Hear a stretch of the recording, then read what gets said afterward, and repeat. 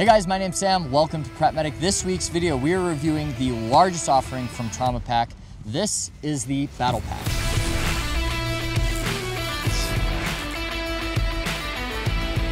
So this pack is absolutely massive, and it comes in three main variations as far as medical equipment. You have your active bystander, your first responder, and then finally your medic BattlePAK. This is the medic BattlePAK, so it is essentially set up to take care of an entire team. In this case, probably a SWAT team or a specialized unit that's doing operations where bleeding is a high possibility. So today we're going to go through this entire pack and I'm going to tell you what I think. All right, so starting with the outside of this pack, we have Molly where there isn't supplies already. So this allows you to customize it, add more if you do want something on the outside, if you want to put like a boo-boo kit or a traction splint, something else out here. If you need more than this for tourniquets, you can absolutely add them. At the top, we have this loop field here and we have shears attached. So these are the X shears. They come with this pack automatically, and it is attached to a lanyard. So these are a really high-end pair of shears. I don't want to lose them. I really like that it's attached to this guy right here. So that's secured. Now what's cool about this holder is that this thing all comes off, and I could rearrange this any way I want. I could even put it on my own kit, and the lanyard comes with it. But even though that's only secured with Velcro, there's no additional lanyard, it's still not coming off if you're using the shears. We did that a little bit today. Comes with their patch. You can customize the color if that's something you're into, but here it's just that flat dark earth. Now on the front, this is one of the main features on the outside of the pack. We have a lot of tourniquets. So we have 8 tourniquets here. One of the cool things about TraumaPak is that he has a little box on the website. If you want all black tourniquets, all orange tourniquets, all blue tourniquets, you want a different type of tourniquet, you just type in what you want and he'll add it to the order. Now, unlike their sling pack, which we reviewed a couple weeks ago, this guy right here will actually come off, and it will allow you to customize it even further if you have other loop attachments you want. Honestly, I like these on the outside, really easily accessible. If I was gonna use this pack, you know, in the real world, I'd have all of these tourniquets out of their wrappers ready to go. Now on the bottom here, it's another panel that can come off. This guy is just a bunch of chem lights. So chem lights can be used for different things in different agencies. In our agency, if we're doing, you know, triage or the rescue task force model of response to an active shooter, we're gonna mark casualty collection points with these green sticks. Some people will mark cleared rooms. You can mark safe corridors. It's just whatever you and your team have determined for communications. So that's definitely something you need preset beforehand. So you have the chem lights down here ready to go. So coming up to this pocket, we've got a couple different things. We've got a Sharpie. You can mark your tourniquets with it. You can mark your patients, anything you need. You've got some duct tape, and then you have a couple sets of Talon gloves for your PPE from North American Rescue. This kit is very much, because it's in the medic configuration, set up to be more than just a bleeding kit. Obviously that's the base of it, but it kind of goes a little bit farther than that. So on the back, we've got a pretty comfortable and padded section here, and then it's got a groove in the middle to, you know, allow some cooling. Honestly, in my work, I've never noticed a huge difference with packs with this, but in theory, it helps out. Now at the top, we can open this, and this actually does have arms that come out. So if you want to wear this like a backpack, you absolutely can. You bring them both out. You bring this guy out from the bottom and it connects, and then you even have a waist strap. So pretty comfortable shoulder pads. On the side, in this little secret compartment, we have a number of litters. So obviously patient movement is a big deal, and these are TraumaPak's litters right here. The bag is part of the litter itself, so you basically turn this inside out, the straps come out.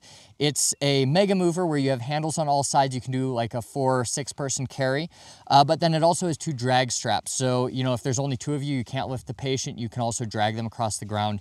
Having a litter, especially like if you're on a, you know, a tile floor or linoleum floor or something like that, this will greatly reduce the resistance of dragging a patient across that. So those are the 2 main things in this back pocket. Now, on the side, this is a cool feature. I really like this.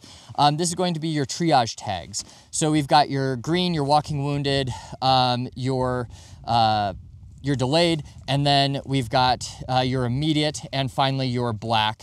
It's white and black stripes so that you can actually see it when it's tied on a patient. If it's just black, it's kind of hard to see. And this is going to be your deceased. Inside these pockets here, you can see it's got spools of each one, so you can easily reload them. Or you can change the colors if you're not using this for triage. You have a different marking scheme. You can put whatever you want here, and then you can just pull it out. You can cut the tape here and tie it around the patient. Traditionally, triage tags have places to write patient information on them. I've been involved in a number of mass casualties, and I've never actually wrote anything on those cards. If you do need some information cards, that can happen at secondary triage. They can start taking the patient's information, but in that primary triage role, which this is probably being used for, it's just not realistic. Last but not least, on the outside, on the bottom, we have a bunch of MOLLE spaces you can attach more to the bottom of this pack. All right, so coming on to the inside, this pack is designed so it's got this flap right here. There's no zipper at the top, and in theory, you can just open it by pulling it. And then if you have to move on from a patient, you can just take this, flip it back over, Velcro it, and all your stuff isn't gonna just yard sale everywhere. So that's kind of nice. Now, like the sling pack, this kit is set up as a mass casualty kit if the 8 tourniquets on the front weren't a sign of that. But this one does have some extra supplies. So we'll just start at the top of the lid right here. So in here we have the micro BVM, which I've been using in various different kits for a long time. It's one of the most compact BVMs you can get here, and it just goes down into this small case. Word of warning, if you take this out, it does go back in, but it is challenging.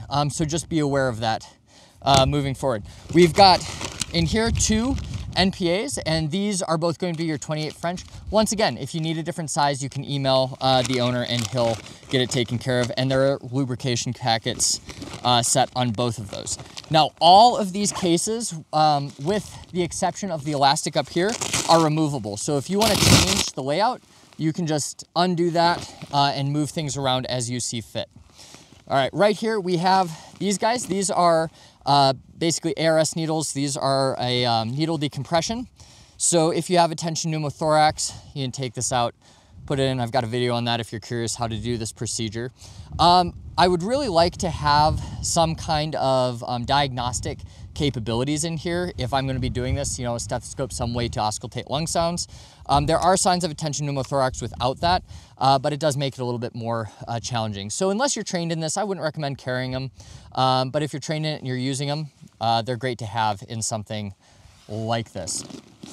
So coming into the next set here, we've got a bunch of these Mylar tarps, and these are to keep patients warm. Hypothermia kills in trauma. Down here we've got our hyphen chest seals. So these are hyphen twin packs. You can look at the counts online. I'm not going to tell you all of the counts right here, but as you can see, there are plenty to take care of pretty much any casualty you might have. Hopefully these aren't all going on the exact same person, because I think you might have bigger problems at that point. All right, down here we've got kind of our more minor trauma or orthopedic issues. So we've got a triangular bandage, tons of uses for triangular bandages. As a ski patroller, we'd use these all the time. We even cut them out of sheets, also called cravats. In here, we've got 2 SAM splints. So these are splints can be used for pretty much any long bone on the body. These are radiolucent, so you can see them. You can see the bone through the x-ray. You don't have to necessarily remove them, which is really nice. And there's even a little diagram for different ways you can splint somebody right there. And then last but not least, you've got some Coban. So you can use one of these elastic bandages to secure it. If you're using those for other stuff, you can use this guy to secure it in place. And that all goes in this long pocket. All right, now coming into the main body of the pack, this continues the theme of mass casualty incidents. So up here, we've got your emergency trauma dressings. These are small, flat-folded dressings made for easy compression of a wound. I've used these probably the most on head lacks or like minor extremity lacerations. You can also use these to wrap in your packing gauze if you've had to pack a junctional site. Like I said before, these elastic loops are not removable. So this is the one part of the pack that's going to kind of remain as is. Obviously, if you wanted to pack over these will just fold down once you remove everything, but there's no Velcro backing here. Down here we've got elastic bandages.